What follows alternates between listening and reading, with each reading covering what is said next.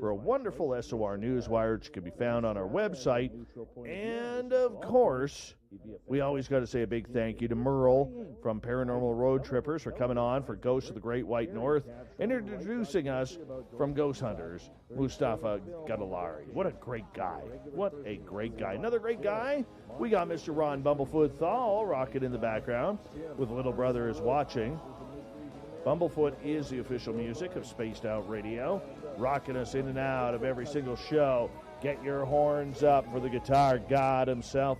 Special thanks to everybody listening in at home, at work, in your cars, wherever you may be. Thank you to everyone hanging out in our chat rooms tonight. Spreaker, YouTube, LGAB, Revolution Radio, Facebook, the Space Travelers Club, and of course, the Snarkers and Snarkats showing their skills on Twitter at hashtag Spaced Out Radio.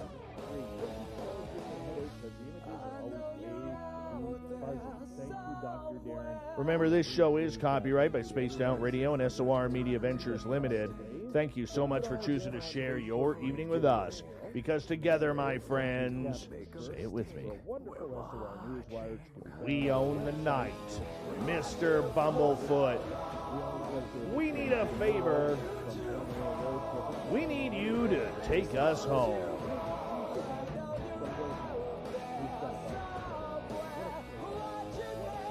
Yes, the Woo train has docked for the night. But tomorrow, my friends, we shall ride again. Your seats are always available. Your tickets never expire. And if you want to bring a friend, we've got room for them too. Good night. Thank you to everyone hanging out in our chat rooms tonight. Travelers Club, and of course, the Snarkers and Snarkats. Some people make a single cup of coffee, others an entire pot. At Community Coffee, we make ours with a commitment, because community isn't just our name, it's our mission. Find us at your grocery store or at communitycoffee.com to learn more. I got my daughter's hair looking tight, so we hopped in the car and went to Mickey D's to celebrate. I did my thing with these braids meal. There's a meal for every moment on the McDonald's $1, $2, $3 menu.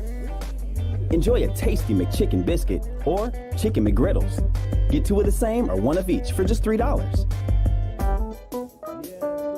Prices and participation may vary. Single item at regular price cannot be combined with combo meal. Pretty impressive Your seats are always available. way you handled your chat room. You've definitely been doing this a while. Well, you know what? We always like, if they take the time to come in early, they deserve a hello from me. Absolutely. Agree. Absolutely. Simply Coco, you are looking lovely and talented tonight. Science Bob McGuire is here, everyone. Make sure you say hi to Science Bob. Third Rock, welcome to our chat room for the first time. Good to have you here. Don't forget to hit that subscribe button. Chris Reap, once again, I think we're caught up here. And I want to remind you that a great way to support this show, we have the Super Chat open. If you're new, don't forget to hit that subscribe button. We're trying to get to 15,000 subscribers before May 24th, which will be my 48th birthday. And that's kind of the present from you to me. Hey, Mark Ellens, how you doing? Give us a thumbs up, thumbs down. And if you're interested in any swag from Spaced Out Radio, go to facebook.com/the SOR Vault. It's a great place to get t-shirts. Sir Wolf, good to see you. The lovely Jessica McCreary, nice to have you back. And we're going to get going here in literally about 10 seconds. Stephen Bassett from the Paradigm Research Group is our guest tonight, and we are going to have a blast with him. Here we go, ready for launch. Way you handled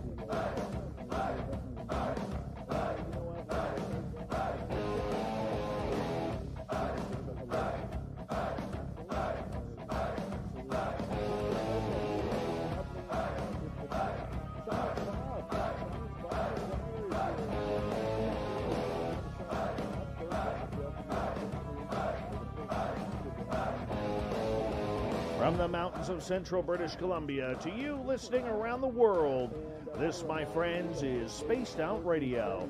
I am your host, Dave Scott, sitting in the captain's chair of SOR headquarters. We welcome you to tonight's show on our terrestrial affiliates around North America, digitally on TalkStream Live, Revolution Radio, and KPNL. If you wish to take a listen to our archives, we have them free for you at youtube.com/Spaced Out Radio. Just do me the favor, hit that subscribe button. Follow us on Twitter at Spaced Out Radio and on Instagram at Spaced Out Radio Show. Our website is spacedoutradio.com, where we have a plethora of features for you, including rocking out to Bumblefoot and reading up on Captain Shirk's SOR Newswire. Tonight's show is brought to you by Chive Charities. Help make the world 10% happier by visiting Chive Charities today. You can find them on our website. Are we in times of disclosure, confirmation, or are we still sitting here twiddling our thumbs waiting for the aliens to make their presence known? Stephen Bassett is the executive director of the Paradigm Research Group. He's been doing this since 1996 to try and end a government-imposed embargo on the truth behind extraterrestrial-related phenomena. He has spoken to audiences around the world about the implications of disclosure, the formal confirmation by heads of state of an extraterrestrial presence engaging the human race. Bassett has appeared on many documentary films, and his lectures and interviews are well represented all over social media, including YouTube. ParadigmResearchGroup.org is the website. Then at the bottom of hour number 3, I will bring you the SOR Newswire, brought to you by Paranoia Magazine. Mr. Stephen Bassett, you come on this show a couple times a year. We're glad to have you here for the first time in 2021. A lot has changed since you were last on. Yes, indeed, without question. The whole world is changing. It's hard to keep up. I gotta ask you, there's so much going on in this world. Where do we sit with UFOs in Washington, D.C. at this time? Is it even a priority with COVID going on? Are we in times of disclosure? I think the answer is no to that. It's a huge development underway that is masked by the COVID pandemic, slowed by the COVID pandemic. But before that, it was being slowed by the political circumstances here. So this happens. I mean, activism and processes are affected by historical events. Happens all the time. And we've had some pretty big ones in the last 4 years, without question. But the fact is that something huge happened in 2017, which essentially changed this issue forever and really put us on the road to disclosure. No turning back. And I'm optimistic that we can get it soon now. Stephen, for people who may not be familiar with you, you've been one of the only, if not the only, UFO activist in Washington, D.C. This is something where you've literally, for the last 26 years, have given up your life in order to try and bring this to the attention of everybody from politicians to delegates around the world. And it didn't matter what country they were from, what party they were from. You made this your personal mission. Why did you feel like you needed to be the sacrificial lamb for this? I don't view myself as a sacrificial lamb. As activist paths go, this has hardly been dangerous and arduous. I know I've studied activism, and I'm aware of some of the activist movements in the past, and I can assure you they were a lot harder than this. But I saw an opportunity to do something that I was interested in. It could make a difference, and I seized the opportunity. It came in 1995. And I got lucky and got involved and ended up in D.C. and decided I would focus on the politics, not the research. I didn't want to be a researcher. There are plenty of those. And so I became the first registered lobbyist on the issue, which attracted attention from the Washington Post, got me a big article in the paper with a big photo and all that, and launched me, even though I didn't know my ass from my elbow, right? This was 1996, July 1996. I'm still the only registered lobbyist active in Washington on this issue. There is one other lobbyist, possibly two, that have registered. But for most of the last 24 years, there's the only one. For some reason, nobody else wanted to join me. Maybe because the pay was zero and the subject was ridiculed, and it didn't seem to offer much opportunity. So I guess others didn't want to participate. But it's been an interesting 24 years. Progress has been made. but I didn't have the gravitas or the resources to get the ball across the end zone. And none of my colleagues did either. And there have been some attempts, believe me. There's been efforts to advance this issue in a lot of different ways, and all of them were important. All of them led to where we are now. But none of us in the field had the gravitas to score the winning touchdown until 2017, and that's when the A-team showed up. The A-team is now split up, though, in the To the Stars Academy. How do you think? Not exactly split up. That would be not the right characterization. Though we're getting ahead of ourselves, but let me just say that the To the Stars Academy team that was announced in October 2017 was the most heavy-duty group of people to ever openly engage the issue in a positive way. They had long careers in military, intelligence, and even contractors, research. All had high security clearances, full careers, and now they devoted themselves to addressing this issue as public-private citizens, which was necessary because they couldn't have done it from inside the military intelligence complex. And the To the Stars Academy was launched, and that was the beginning of this new era. And then, of course, 2 months later, they provided the New York Times those stories, those huge stories published December 16, 2017, New York Times front page. That was the Rubicon that we crossed. That was the point at which this issue crossed the Rubicon into the government, into the Office of State, like Caesar's armies, and there was no going back. And since then, it's been a fascinating process, which has been significantly impacted not only by the political realities that emerged in 2017, but also, of course, ultimately the pandemic. But it has moved forward with some consistency, and now the table has been set to close this deal. And that's when I came back. When I realized that, I came back to Washington. It was late 2019. The idea was to set up an office, a studio, start a podcast, and get ready for the play that was about to launch. But it kind of got slowed down by the pandemic. So I kind of did other things, cooled my heels, waiting to see what would happen, as was the To the Stars Academy, waiting to see what happened. And what happened was a change in administration, a new Senate, which pretty much offered the best circumstances to go forward, which is why a couple of weeks ago, Tom DeLonge, Louis Elizondo, and Steve Justice, I consider the three key people in the To the Stars Academy, stepped out. It wasn't a split. They stepped away, and they had to. Again, this is my assessment. I'm not getting any information from them. Now, why would these three gentlemen step away from the TTSA at that time? Most people would know if they're not really following the politics of this.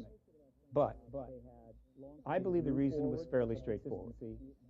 Christopher Mellon had been the lead in terms of briefing the Congress. He's the one that set up the meetings on the Hill, by and large. He's the one that brought the witnesses up there. Louis Elizondo may have played a role there. And by witnesses, I mean military witnesses, and by that I mean mostly pilots who were briefing members of Congress privately on the Nimitz event and other things. I noted that early on, and that was a big deal, but it was when I learned the president had been given a briefing by the pilots that I said, okay, that's it, and I moved from California back to D.C. So these briefings were basically off the record, which is important. In other words, there was going to be no press conference, there was going to be no transcript. They were meeting privately, which they have the right to do, with members of Congress and, most importantly, committee chairs. All right? Okay, great. We know about these meetings because a few of the members of Congress did confirm that they had a meeting, okay? And it was kind of other little things that come out, so we kind of knew about it, but the details and the reasons were not public. No problem. Of course, I pretty much knew what the reasons were. Meanwhile, prior to that, those that watched the unidentified series, all 14 episodes, and listened to the interviews that Elizondo were giving and Mellon were giving, it was not hard to figure out that they were gathering up witnesses. Some of those witnesses were on the show, some were with Silhouette, but they were getting a lot of witnesses together, and then I learned that they had gotten scores of contacts from other military types who were witnesses that approached them privately, meaning, hey, looks like it's okay to talk now. Fravor's talking, Day's talking, so I got a story, I saw something, and they were contacting him. And which meant that Elizondo was gathering essentially a list of vetted witnesses. Okay, Mellon is setting the stage with the Congress. Where is this going? Hearings. That was their agenda all along. Congressional hearings. Get the witnesses together, get the Congress on board, start holding hearings for these military witnesses. That would be massive. That would be what we've been waiting for 52 years. That's the last hearing, 68, 1 day, 4 witnesses, no big deal. That's it, it was over. Then they closed down Blue Book. This would be it, because the way to disclosure has always been through hearings.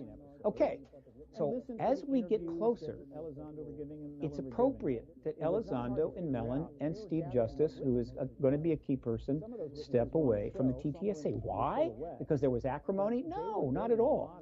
As you get down to, it's one thing to brief Congress, it's one thing to gather witnesses, but when you start to get to the point where you're actually going to be engaging in Congress to negotiate the hearing, to plan them and set them up, it can't be an interface with to the Stars Academy.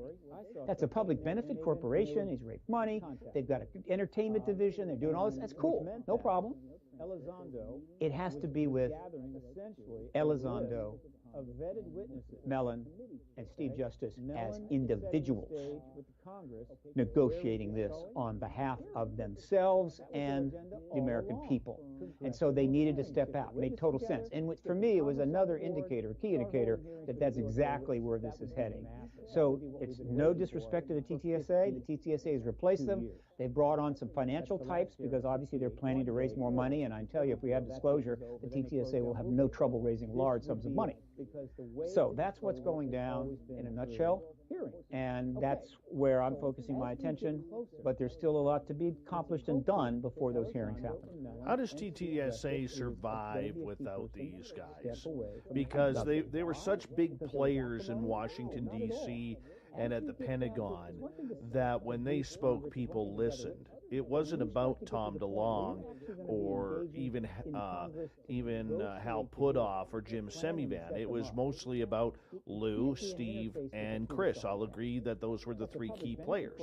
So how does the TTSA move on this subject? But those were 3 key players in the initial actions of the To the Stars Academy, giving it the gravitas, the impressive credentials. Not that the other people didn't have impressive credentials. So in launching the TTSA and raising some money, they raised about $2.5 million, totally appropriate. And that's fine. But were they essential to the fundamental mission? No. The TTSA set up a mission statement. It involved research, entertainment, documentaries, books, and it was fundamentally about providing a group that could have the legitimacy and the platform to bring information to the public that the public could take to the bank. All right? In other words, information about the ET issue. That's the kind of the basic mission statement. I believe the fundamental agenda, though, was to move to hearings. But nevertheless, they didn't set up the Public Benefit Corporation in order to get hearings. They set that up in order to support raise money and support the organization. And that they did. But there's one other thing. It's my view, until I'm corrected, that the plan was not to launch in October of 2017. The plan is put the organization together, interface with John Podesta and the Democrats, anticipating an election win. And then, after the election, maybe even before inauguration, they were going to launch the TTSA, just as they had. And as soon as Clinton was in the White House, and the press was all over because of all the articles that have been written about her, that's on me. I'm the one that drove that media process. Then they would quickly move toward hearings. In other words, bam, bam, bam. The reason it got awkward is because she lost, and they didn't know what to do. They had to back off. And the political environment for their agenda was simply not the same. It was not good. In fact, the country was in chaos and remained in chaos. So they ended up stuck for 4 years. and they couldn't do a lot of the things they could do. They couldn't really raise the money. They had to tread water. They did lose a couple of people because I don't think the plan was for them to tread water for 4 years waiting to make a move. It was based on the Clinton win. It was based upon the huge connection between the Clintons and the ET issue and all the media coverage, not to mention during the campaign, she was giving these statements. Podesta was on shows. Her husband went on a show. So they're making all these statements. That had never happened before in a presidential campaign. So that's what's that's what not happened. Okay, so now we have this extended scenario. It's been a long slog, but they had two possibilities. If Trump won again, they probably would have had to go forward somehow, some way, though it was going to be very hard because the political situation was going to be awful. But if there was a change of administration and also a change of the Senate, which was very important, the situation would be optimal. The reason for the Senate is it's easier to get hearings if the one party has all the committee chairs. If you've got one party with the Senate chairs and one party with the House chairs, then the House wants to hold hearings and the Senate goes, screw you, we don't want to do that. We're not going to do it. But that's not a problem now. So they have an optimal situation. They Mellon then step out to pursue the hearings. Now let's make one more point here. If those hearings take place, if that leads to the confirmation announcement from President Biden, I wouldn't worry too much about the future of the TTSA. They're going to be just fine. We may agree to disagree with that because I have an entirely different counterpoint on that. But, that's for later on in a conversation or maybe even a different show. The big thing is now that the TTSA basically got what they accomplished, I got to ask you, in regards to the media in Washington, D.C., granted everything is about COVID, everything is about what's happened since the election on, okay, but is the media still remaining cognizant in Washington, D.C. about the UFO topic? Are they just keeping it on the back burner right now because there are other bigger stories, or have they dropped the ball again? It's still on top of the stove. And there's still coverage. There's no question that the amount of coverage has been severely affected by the political circumstances. I mean, the odd insurrection, the odd global pandemic. I mean, so, hey, it's amazing we're getting any coverage at all. But the fact is, when anything new happens, they do jump on it, and they jump on it with fervor. So whether it's Avi Loeb, Harvard, deciding that he wants to make Oumuamua the hill he's going to die on with respect to the ET issue, which was fascinating to watch, or whether it's the recent FOIA response from the DOD to Bergaglia about materials which got picked up and made a big deal, and the Sun is saying, oh my God, they're saying that they have crash vehicle materials and all this other stuff, which is not what it said. In other words, if anything, they're responding with over-responding when something happens. But if nothing has happened, then they settle back and deal with these other things. But there has been plenty of coverage on this issue, including television coverage, though most of that has been on Fox. Now, well, let me get this out before I forget. For your listeners who are struggling with understanding what in the hell is going on here, and I don't blame them because it's just been so much happening, and it's been stretched out over 4 years, I have a suggestion. Here's what you do. You go to my website, paradigmresearchgroup.org, or Google Paradigm Research Group, it comes right up. And then you go to resources, and you scroll down or slide down to a print media archive. You open the print media archive and you go to October 11, 2017 and start there. And then slowly move forward in time and read every one of the earmarked articles I have there, linked articles, to the TTSA and subsequent events related to it, directly and indirectly. There's about 700 articles, equivalent about a 400-page book. And again, these are mainstream news articles, very little noise, not a lot of speculation, not a lot of that other stuff that's kind of floating around. It's just your basic coverage of the mainstream media of what what is happening. And you read all those 700 articles, and by the time you get done, you will be one of the most knowledgeable people in the world on these developments with a minimum amount of hype and or speculation, right? Do that, and you'll get a picture. I have done that, which is why I'm able to how would you say, give this prospective analysis about what I think is going on. I have a very strong feeling about what's happening. I feel very confident, and I'm going to continue to put out this analysis until such time as someone corrects me, meaning they get in touch and say, look, I'm inside, I know what's going on, you've got this wrong, here's the deal. And then I'll make the adjustments. Until then, since they're not giving us the background story and the origin stories, and they're not able to tell us their ultimate agenda, and they're doing a lot in secret, which I understand, then that I'm going to have to, again, be the speculative analyst for the time being. Steve, we have 2 minutes before we have to go to break here at the bottom of the hour, and there's so much that needs to be covered yet tonight. I'm curious, how have you personally been able to stay on top of all of this? I know this is your job, and that's the easy answer out of that, but how have you managed with all these different angles to stay on top of everything? Well, as you say, it's my job. It's all I do. I'm able to do it because there's some people out there that support me. I would welcome any more support, I can assure you. There's a contribution page on my website, of course.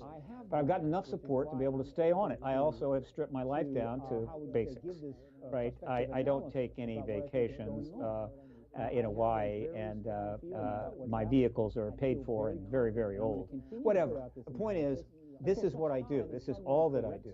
And so I have all the media. I've got the internet. I've got everything I need. Plus, I made it in other words, when I started archiving the media articles, I didn't just do it so I could have a big archive of media articles. It's now 12,000.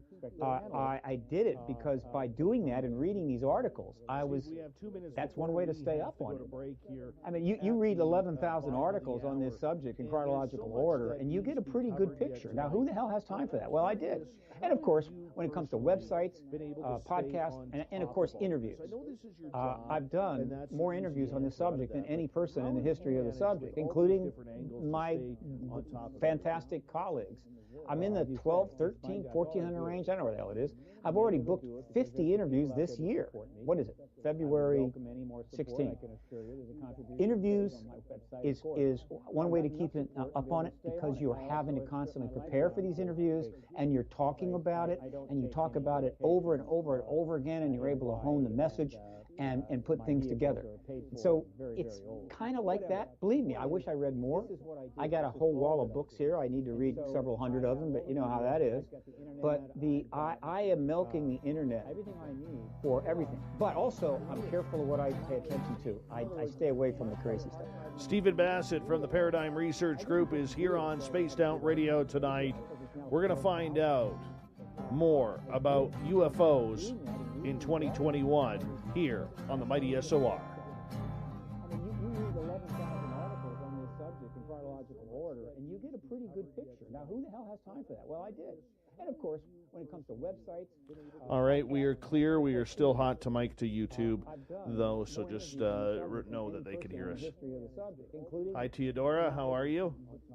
Unicorp's Tales, welcome to our chat room for the first time. We got 5 minutes, Steve.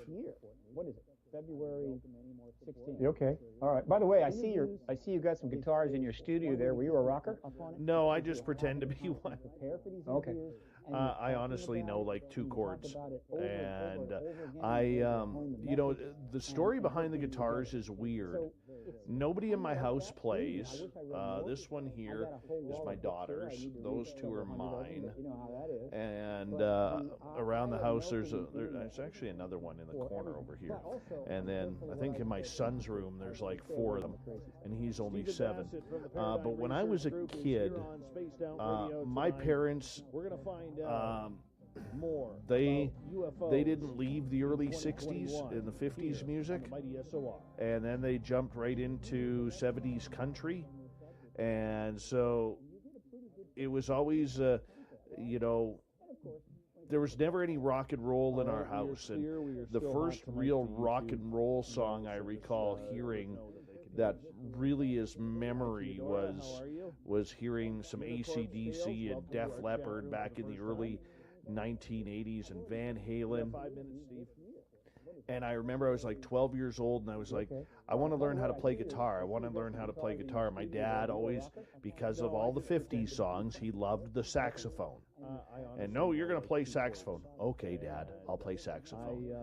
And I played it for like 2 years, and I absolutely hated it. Hated it. That's too bad. I feel bad for you, Dave. And I was like, I want to play guitar. And from literally the time I was like 12 years old, 11 years old, I was asking for a guitar every Christmas. And I didn't get my first guitar until I was 39 years old. And that's almost 30 years of Christmases and birthdays. And, but life kicks in, man, between playing sports and kids and, working 2 jobs with my daytime job and then the radio job at night. Never have had time to learn how to play. But no, you had your window. You had your window when you were that young kid. Somebody from the future should have come back and told your dad that there just aren't any multi-millionaire saxophone players. Very few. But guitar players, my God. Yeah. I took up the acoustic guitar, which is so much, a string guitar, nylon. It's so much harder to learn. If I had taken up the rock guitar, who knows what would happen. All right. Steam Train Mark in Australia can confirm, Steve, after some research, that we are alive tomorrow in Australia. Excellent. Yes. We made I don't know about Texas, though. Worried about them. They're freezing to death down there, which is rather odd. I want to play guitar. And from all the gruesomeness aside of that, being Canadian, where we just got out of like last week, this time it was probably like minus 35 Celsius. Yeah. Take away all the death and the horror of everything, but it is funny. It is funny. The problem is that Canadians are totally prepared for it. They got all the right tools, but when it hits a place like I know, it's amazing. Texas, it's a slaughter. They had 100-car pileup. I saw that. I was watching some of that footage where, I mean, somebody from the future, heavy duty. So it's not fair. It's not fair. But on the other hand, if the roads are icy, you would think probably not a good time to drive, or maybe drive really slow. I don't get it. Same thing in Washington. If we get a decent snow, the Beltway goes insane. Well, the problem is, like in Texas, if I lived in Texas, I would never invest in winter tires. I would never invest in winter tires. No. You get a good set of all seasons, you're fine. Right? Like I look up here, God, I mean, up here from October 1st until April 1st, if you are caught without using winter tires, you get like a $400 or $500 fine. Sure, absolutely. Right? Hey, JJ, how are you? Welcome to the chat room. So I mean, nobody being prepared down there. I mean, it's horrific. Even my booking guy, Corrance, he's, we were talking yesterday before the show, and they were having the rolling blackouts. Like he could only charge his phone every half an hour. Yeah, it's a once in a century ice storm, and it's reflective of the fact that we're getting dramatic climate swings, and it's going to be very expensive. That's a lot of millions of dollars going down the drain down there. Let me tell you, very expensive, and we're not on top of it yet. We need to get our act together.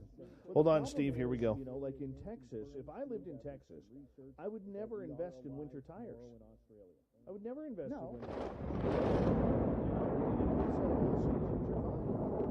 Right? Like I look up here, God, I mean, up here from October 1st until April 1st, if you are caught without using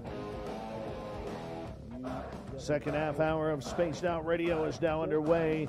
Thank you so much for tuning us in. My name is Dave Scott. Always a pleasure to have each and every one of you tuning us in. We welcome back everyone listening in on our terrestrial affiliates around North America, digitally on TalkStream Live and Revolution Radio and KPNL. All of our archives are free by going to youtube.com/Spaced Out Radio. Just do old Davey the favor, hit that subscribe button, follow us on Twitter at Spaced Out Radio and on Instagram at Spaced Out Radio Show. We continue on with Stephen Bassett from Paradigm Research Group. We're talking Ufology 2021 tonight. Stephen, thank you so much for doing this. Yeah, it's a lot of millions of dollars going down. It's my job, Dave. That's what I do, man. You put a microphone in front of me, and I just turn my switch on. Have you met a microphone that you haven't liked yet? Not yet. I didn't think so. One of these days, though, I do want to see you smile. I've been smiling here. I've been smiling. Of course I've been smiling. You can see me. See, we're on video. Your listeners are on radio. But yeah, no. We're good, man. I'm sitting here in my office with the background behind me and feeling pretty cool. I'm in a studio. I have my own studio. I know, it's beautiful. I've been looking at your book collection there. Absolutely. And I got a podcast, which I'm late to the game. Almost everybody that I know has a podcast, but I figured better late than never. Steve, you have always been very, very open about the fact that you think disclosure has always been more of a Democratic movement, Democrat Party movement, rather than a conservative or a Republican Party movement. Why is that? I didn't phrase it that way. What I have said is that if you look at the history in the United States now, the Democrats have engaged the issue far, far more than the Republicans in the open. I don't know what's going on secretly, who knows? And that's just a fact. It's not a political statement. It's not a partisan statement. Jimmy Carter tried to engage the issue, got stonewalled. Bill Clinton got dragged to the issue by Rockefeller, but he gave a run, got stonewalled. The Republican presidents have had very little to do. There's been a few minor exceptions. Reagan got briefed, I think, about the ET issue, a limited briefing, not full briefing, around the time they were doing the pitch in the SDI program. And he was a very curious and intelligent man, and he was excited about it, but he obviously just couldn't spill the beans, but he would bring it up from time to time in his speeches. And we know the famous comments about, hey, if there was an ET threat or an alien threat, wouldn't we all come together? Which is fine, but that's hardly a significant engagement. And so now it's not hard to understand this. The Republicans have been the party most supportive of our national defense and military. Right? They've prided themselves in that. All right. And so if that's where you're at, you're much less likely to do anything that's going to offend the Department of Defense. And pushing any buttons on the ET issue was going to offend the hell out of the Department of Defense. In other words, they did not want to engage this. It was a truth embargo. And so essentially, either implicitly or explicitly, the Republican Party has supported that truth embargo. They do not rattle that cage. The Democrats have. That's the reason. Does religion play a part of that, because the Republicans more or so are more on the religious conservative side? Not too much. I think the evangelicals are probably the most squeamish of the ET issue. Their numbers are not huge, but there's a lot, and that's usually the strongest, the most how would you say, intense evangelicals. Not all. And that tends to be on the Republican side. But overall, religion has less and less been a factor in the politics of this issue. In the early days, there was concerns that religion would be extremely upset if there was an announcement. I disagree. I think if it had come out in July of '47, which it almost did, I mean, if the reporters had gotten to Roswell, interviewed 50, 60 people, it would have been impossible to put the cat in the bag. And the world would have learned that there's ETs here. And the idea that religions would have gone nuts is just, I don't think, supportable. All the religions of the world just went through World War II. Right? You know, and they came out of it. And they dealt with it, and they sacrificed, and they had a lot of pain and suffering. So the idea that they would fall apart because ETs are...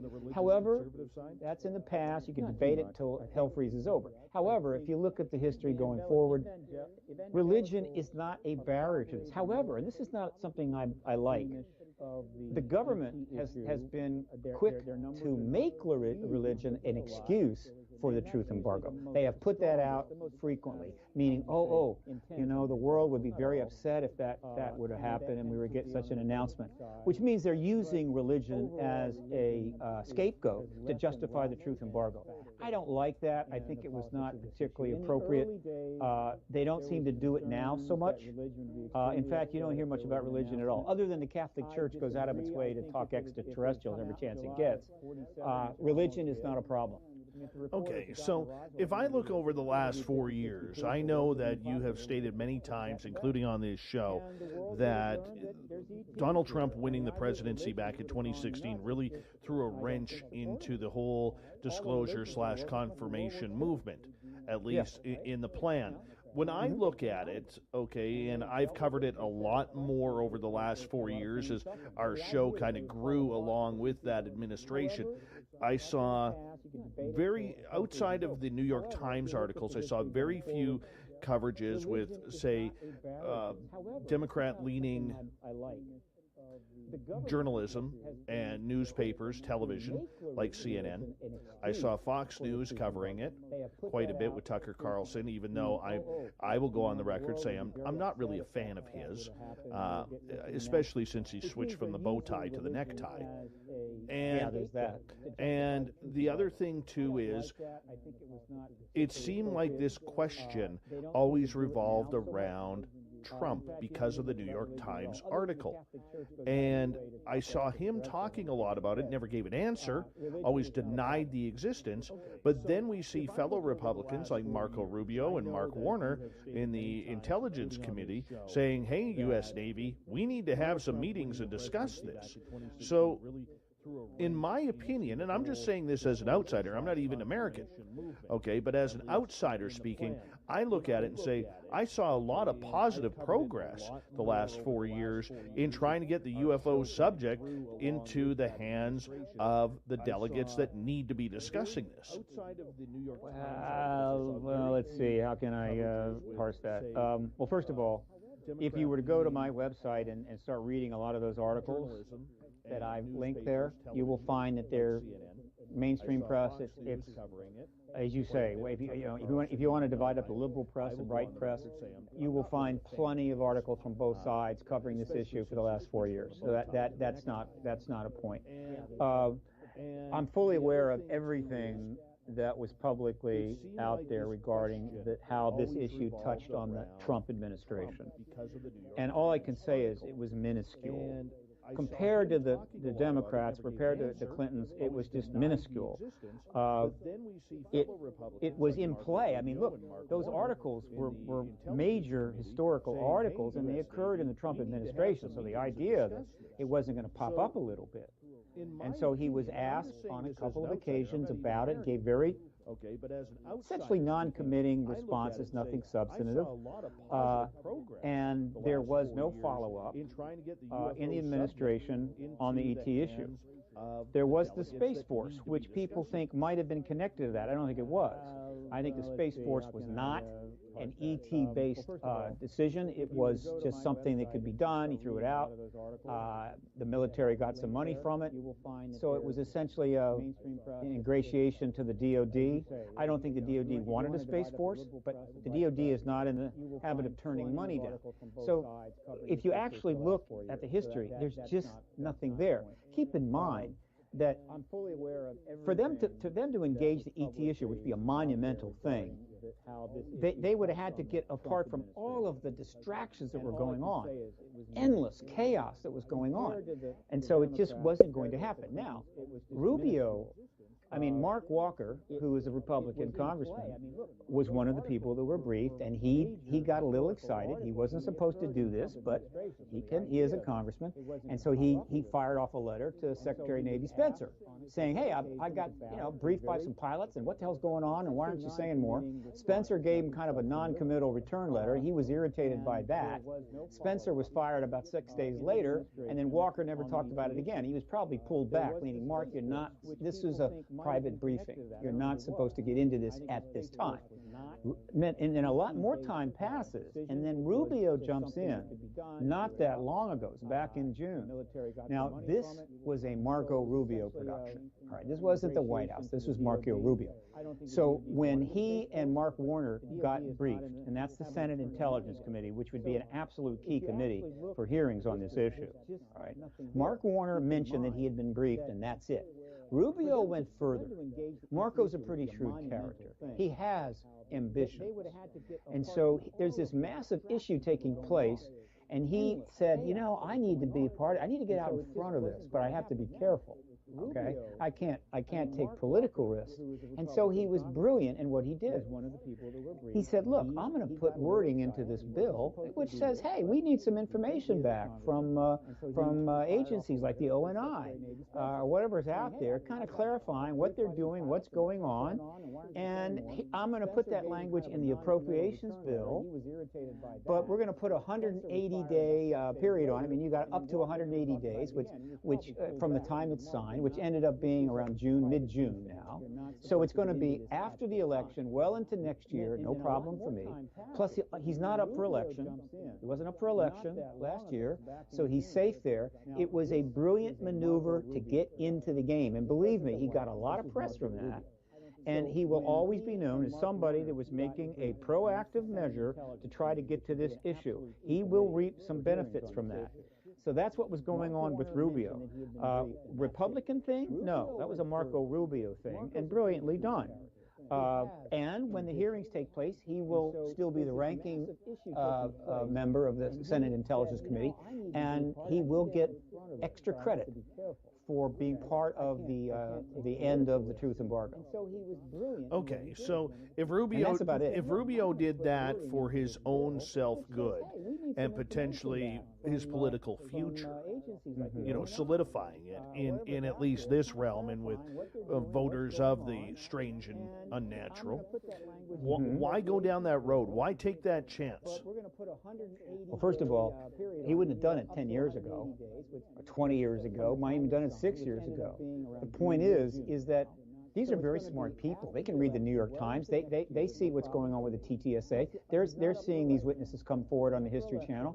They see the coverage. They see the Navy making responses. All these responses to what the TTSA is doing, the way to describe them is these are entities, agencies, and people, including the Harvard professor, who are seeing that the disclosure train is starting to warm up the engines. And it's going to leave the station pretty soon, and you have a choice. Get on the train or stay on the platform and let history go on without you. And so Avi Loeb is on the train now. Marco Rubio is on the train. It was in his mind, it was safe to do this. And he understood what I've been saying for years. The confirmation, which people are using the term confirmation because of the confusion of capital D, small d disclosure. I get that. So capital D disclosure is a presidential confirmation of the ET issue. He realizes that event is going to be the most profound event in human history. And the political capital to be derived from that, if you're involved, is going to be huge. And so the risk was lowered. The event may be coming. You get on board at that point. I don't think, and the way but remember, the way he did it was minimal political risk. Right? If he had been up for election last year, he wouldn't have done it. But he was safe. And so he's now attacked it. He's got a lot of great press from it. It's nonpartisan. I mean, there's no reason why his base should be upset about it. It has nothing to do with Democrats. It's a nonpartisan thing. And I'm surprised more people haven't done this, and that may still happen. As we get closer, as that train gets closer to leaving the station, you're going to have people jumping on the damn thing off the platform, in my view. Okay. So, what do we know about Joe Biden and his knowledge of this subject then? Because the ball is in his court now. It certainly is. Okay. Excellent question. We know nothing from Joe Biden. Right? He is not engaged in this issue. That doesn't mean he doesn't know anything, but he's chosen not to engage it. Well, here's what we do know about him. He was in the Senate for 40 years, something like that. I forget how many years. He was in the Senate during the Clinton administration. So he was working with the Clinton administration on policies and so forth. It's inconceivable, and he was a pretty important senator. It's conceivable he wasn't aware that the Rockefeller Initiative was going on over at the White House. He had to know. It was not a classified program. It wasn't covered by the media. I think they wrote one article, but nevertheless, he would have known about it. Okay, fine. He would have certainly been aware of Podesta's statements following the administration in 2002, 2003, the foreword to Leslie Kane's book. All the stuff that Podesta was doing, he would have known. He's a high-ranking Democrat, and when a man of Podesta's stature, former chief of staff to the president, and the founder of the Center for American Progress is talking ET stuff, he is going to know it. So he knows that. All right. It certainly is. So time goes forward, and obviously he can watch TV, he can read the news like anybody else, and so as you know, there were plenty of things happening. There's always something happening regarding the ET issue. That doesn't mean he's going to engage it. There was no real reason why he should engage it. He wasn't in his bailiwick, and he had plenty of fish to fry. However, when Obama wins the election, when Obama knocks Clinton out of the election of 2008 and gets the nomination, I think Clinton had aspirations for disclosure then. She intended to be the disclosure president all along, though she didn't want to engage it. I started to get a media thing going to draw her in like I did in 2015, 16, but she was knocked out before that could get going. So Obama wins the election. And then he did something very important, which I've talked about many times. Even though there was a lot of unpleasantness that went on between the Clinton team and Obama, so much so that the black superdelegates in the Democratic Party started abandoning her and switching to Obama, which started the landslide, which led to him getting the nomination. So it was not hunky-dory. And yet, when Obama wins, the first thing he does is hire Podesta to be his campaign transition co-chair. I mean, and basically the chairman of the transition team to set up the new government. The same Podesta that had been talking ETs for the last 15 years, okay? And then what do they bring in Clinton as the Secretary of Secretary of State. And then they bring in Clinton's chief of staff during the Rockefeller Initiative, Leon Panetta, to be the CIA director. And they tried to bring in Clinton friend, close confidant, Bill Richardson, New Mexico, to be the Secretary of Energy, but he had to bail from that. Secretary of Commerce, rather. So he was bringing Rockefeller Initiative people into his administration. So there is no doubt that during that administration, or before, during the transition, Podesta and or Hillary and or Bill kind of brought Joe Biden up to speed on what the hell is going on there and what politically is possible, all right? And then it gets better, because in the last 14 months of the Obama administration, very, very late 2014, or maybe early 2015, out of nowhere, he pulls